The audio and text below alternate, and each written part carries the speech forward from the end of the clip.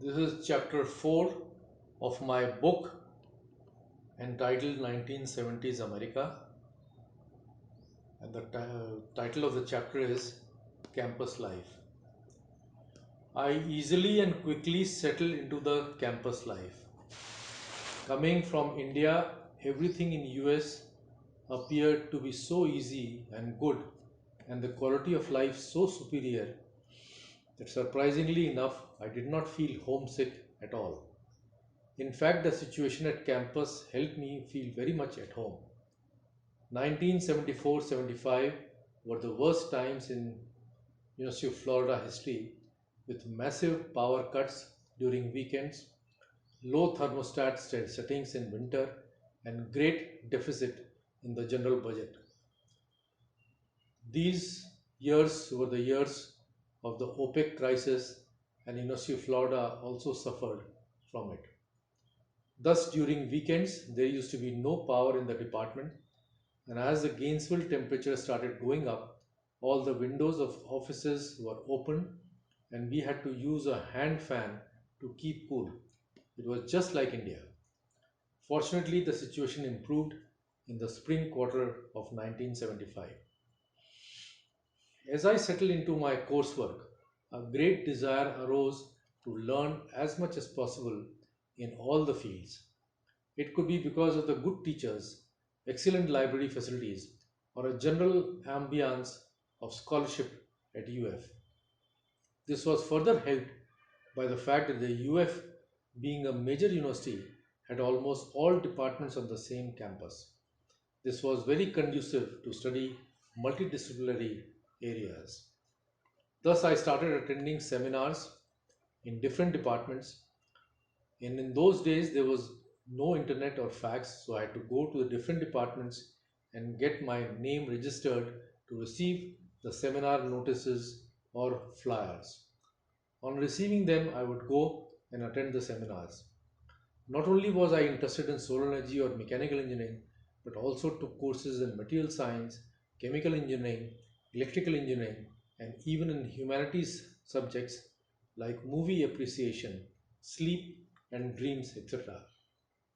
I also did very well in my courses and mostly scored A's or B pluses. I remember in one course the professor gave me 150 out of 100 since I solved the extra problem which nobody could solve. I was not a genius or brilliant student but just a hard worker.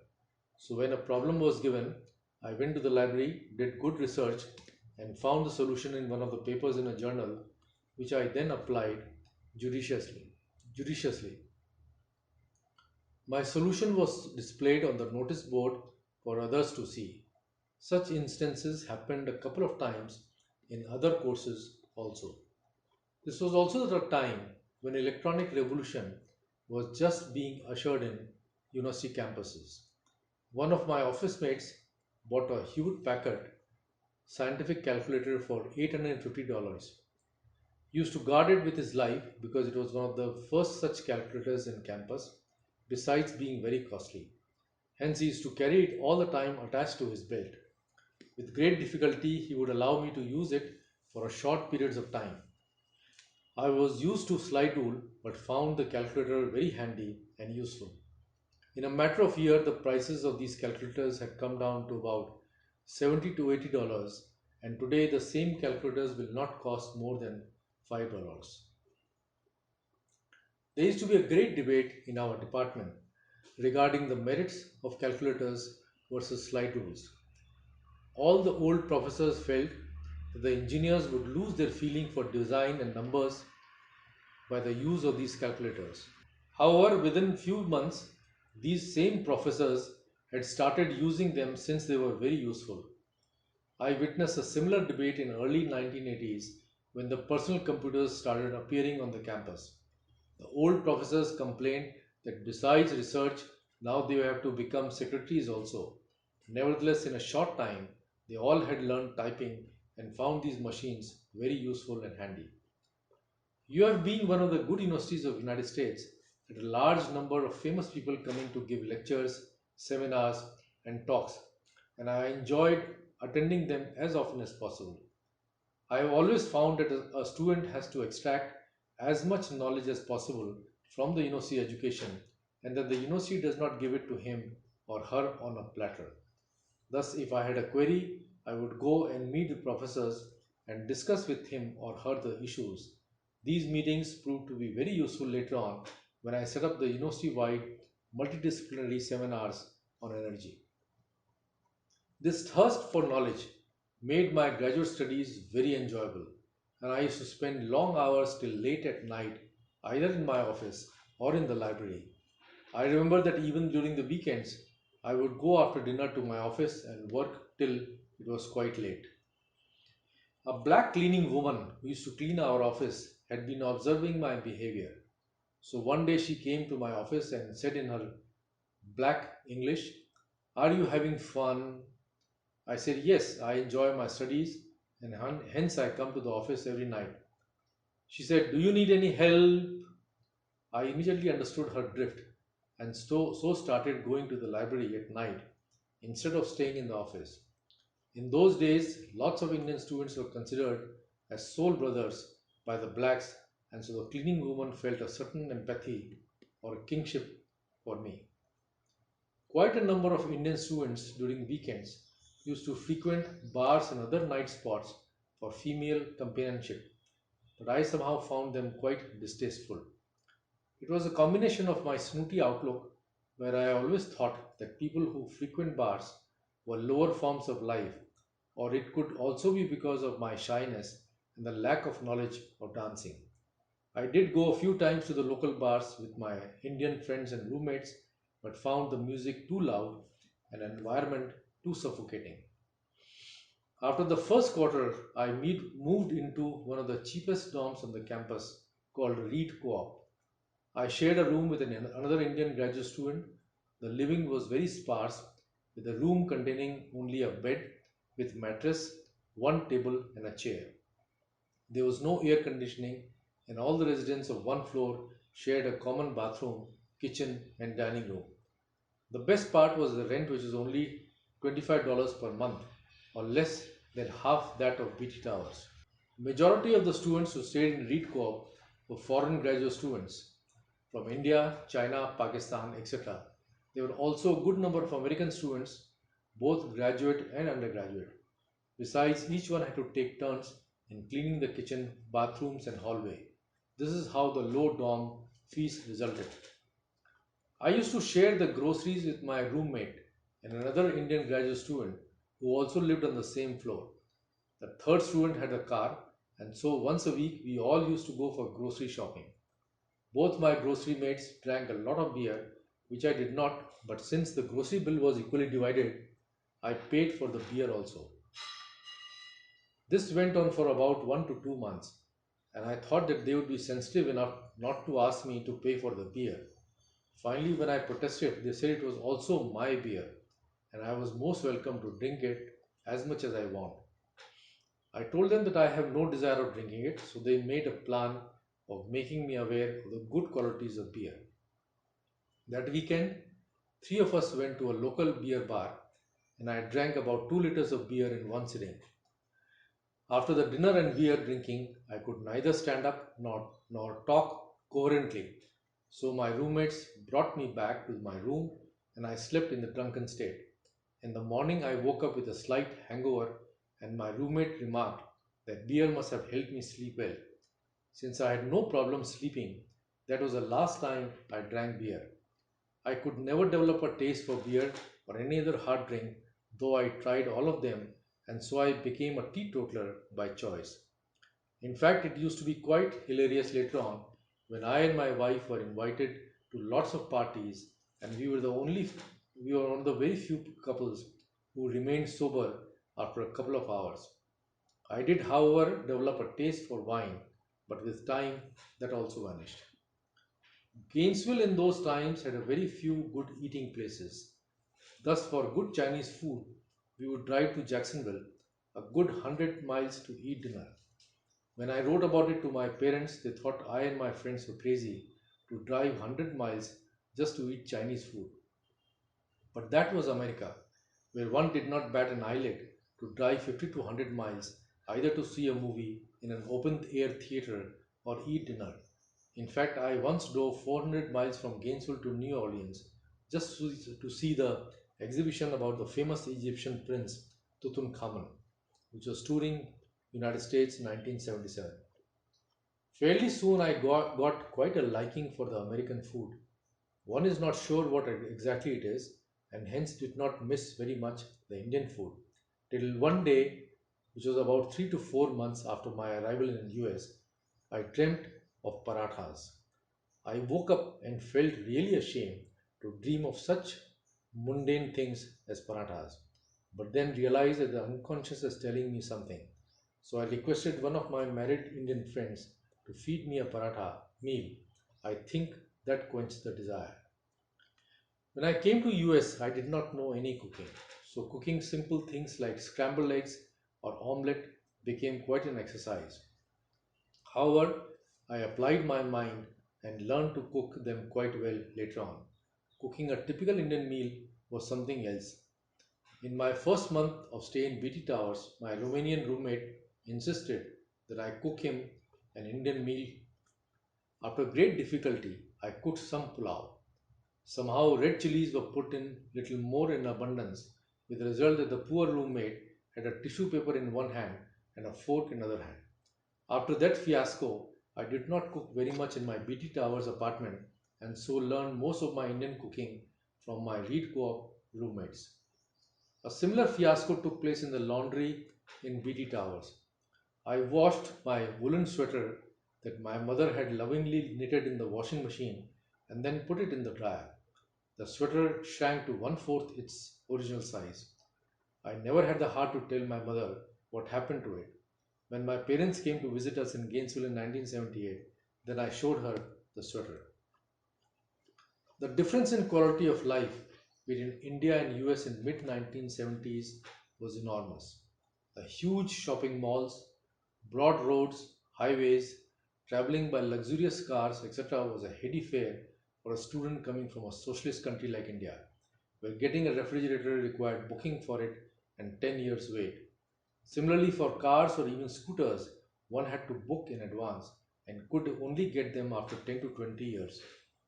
I remember my brother was an orthopedic surgeon getting his Bajaj scooter in 1975 through Chief Minister Shri H.N. Bahuguna's quota.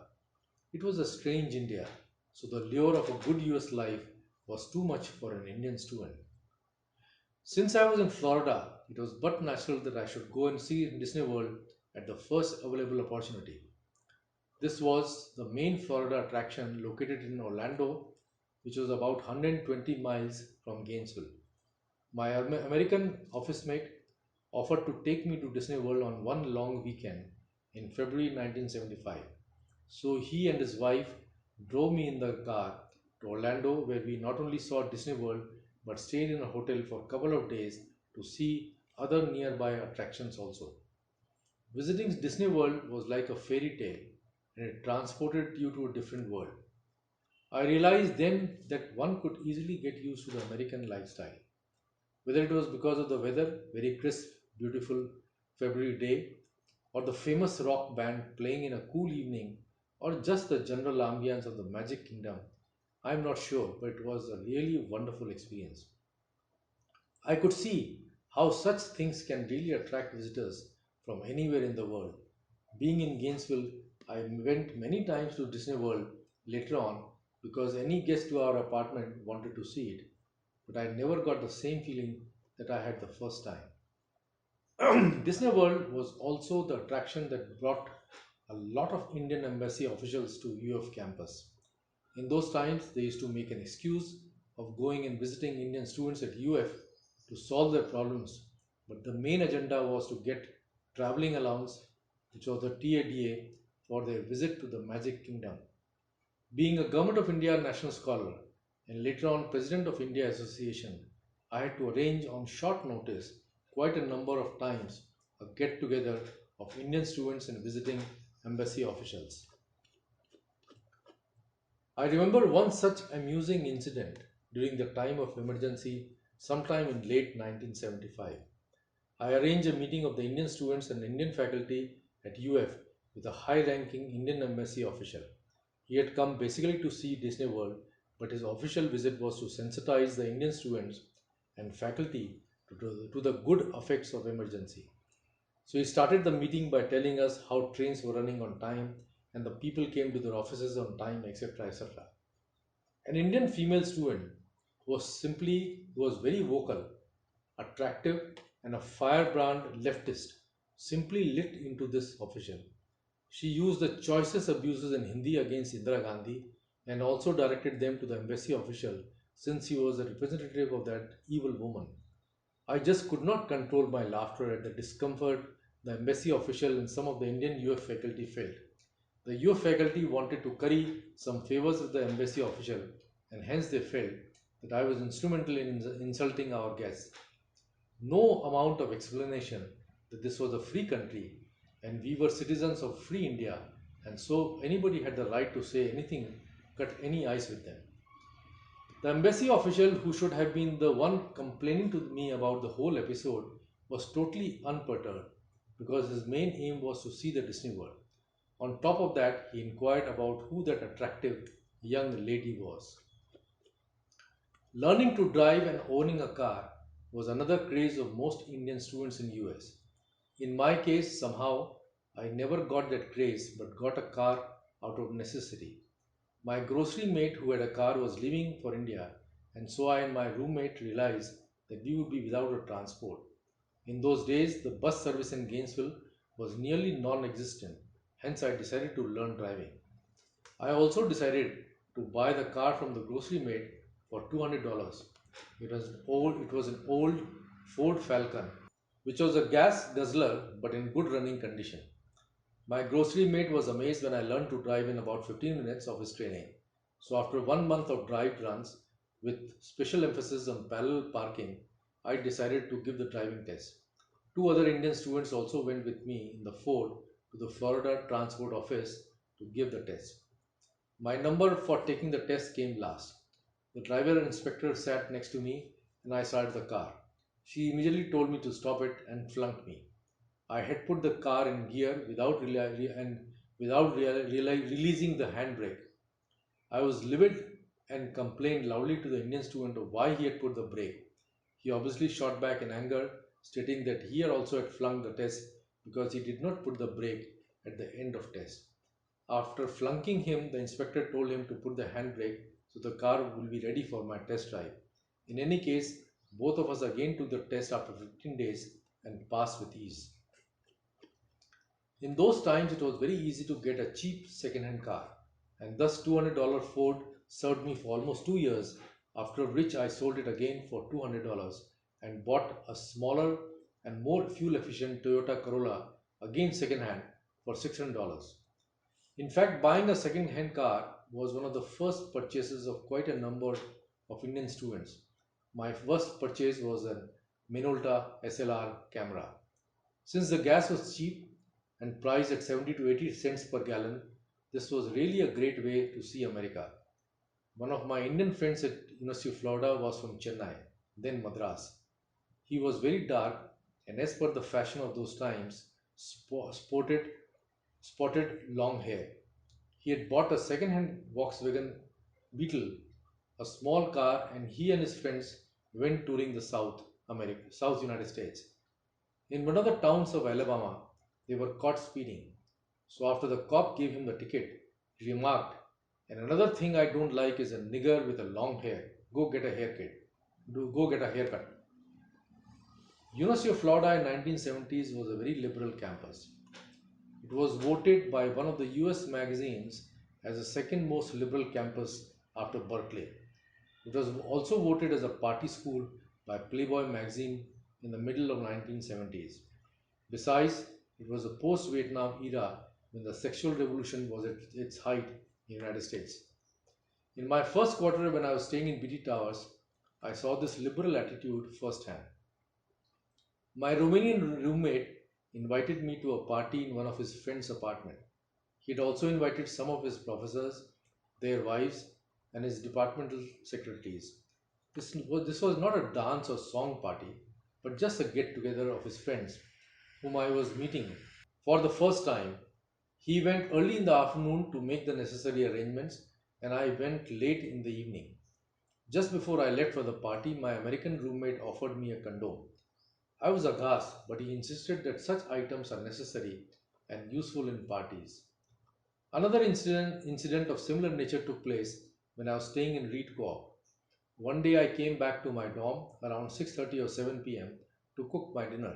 When I went into the kitchen, I saw around 10 to 20 of my floor residents standing in the balcony and cheering a striptease show taking place in the women's dorm just across the Reed Co-op.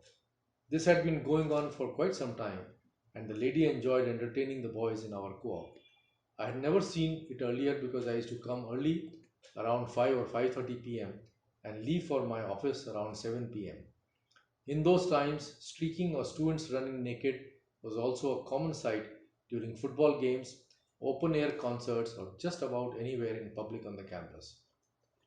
Similarly, there was an American student who lived on my floor in Reed Co-op and was very well endowed. So every day in the morning, he used to walk naked to the common shower and then walk back naked after his bath to his room, which was at the end of the hall. Quite a number of times, female students from other dorms came to our dorm to visit their boyfriends, and they enjoyed this spectacle. Though there were visitation hours in the dorms for visitors of opposite sex, they were hardly followed. Similarly, there were separate dorms for men and women, but there was a lot of mating which went on these dorms in those times. The American morals were really breaking down. Halloween celebration on the campus was an extremely raunchy affair, with a whole-scale debauchery and alcohol and drugs like marijuana were used very liberally. The main event took place in the center of university in Plaza of Americas, a big open space between main library and Century Towers. It was really a carnival-like atmosphere with loud music, frenzied dancing, and obscene floats taken around. All these hedonistic activities were stopped later on by the university authorities in late 1970s. Similarly, it was a strange sight for students and visitors to see belly dancing taking place in the corridors of student union during lunch break. Initially, the sight of semi-naked women gyrating was really shocking, but with time, I got blasé about seeing the flesh. There used to be a regular open-air concerts by Dave Brubeck and his famous jazz band on the lawns of university near mechanical engineering department. The whole atmosphere used to be pervaded by a strong smell of marijuana. UF campus, being very liberal in those times, allowed lots of such activities. As US became more conservative in the 1980s, all these activities eventually stopped. Nevertheless, this was also the time of increased usage of heavy drugs, and Florida became the conduit of these drugs from Latin America to mainland United States. Thus, there were large scale thefts of electronic precision balances from the labs on the campus since the drug dealers used them to weigh the drugs. Stealing was a major problem on campus. Couple of times my office was broken into both on and off campus one, and I lost quite a few things like calculators, watches, and other office supplies. Even on the campus, there used to be a large number of thefts of bicycle. So if you locked the front wheel, the back wheel was gone, or if you locked both the wheels, the frame was stolen. It was very difficult to understand why such thefts took place in a rich society like United States.